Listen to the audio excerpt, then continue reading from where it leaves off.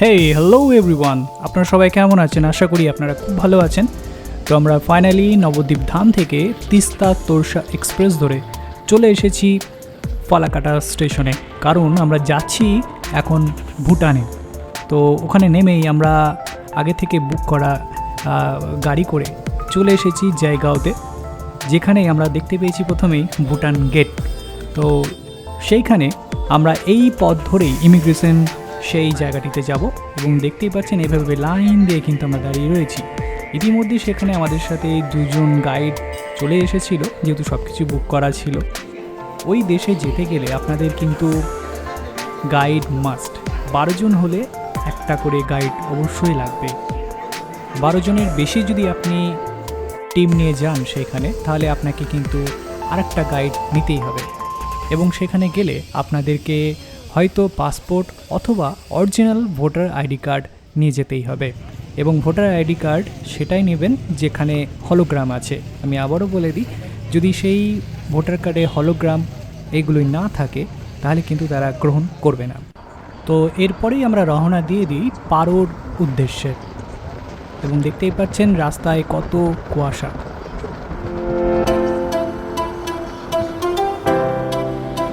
তো যাওয়ার মাঝেই আমাদের এইখানে একটু দুপুরের আহারটা আমরা সেরে নিলাম।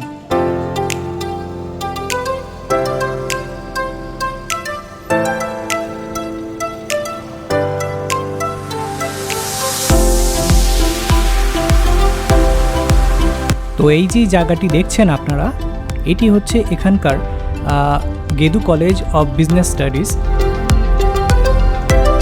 তো আরেকটি কথা আপনাদেরকে জানিয়ে রাখি, এখানে যদি আপনারা আসেন তাহলে পার ডেতে আপনাদের কাছ থেকে SDF অর্থাৎ সাস্টেনেবল ডেভেলপমেন্ট ফিজ হিসেবে 1200 টাকা নেওয়া হতে পারে।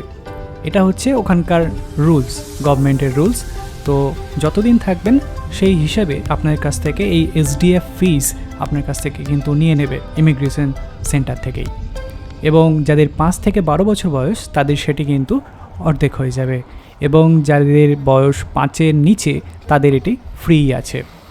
তো যেতে যেতেই আমাদের এই প্রাকৃতিক দৃশ্যগুলি আমরা উপভোগ করতে থাকি, এবং প্রায় 6 ঘন্টা থেকে 7 ঘন্টার যে ডেস্টিনেশনস সেটা আমরা এনজয় করতে থাকি।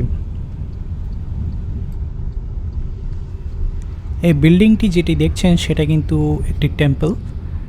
এখানকার টেম্পলের আর্কিটেকচার ঠিক এরকমই হয়।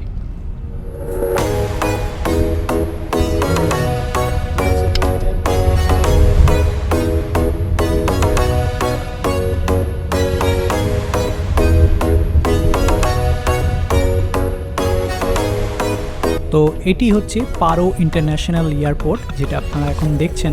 তো এটি সম্পর্কে একটু বলে দিই, এটি হচ্ছে 1985 মিটার রানওয়ে, যেটা deep valley surrounding with high মাউন্টেন্সে অবস্থিত রয়েছে।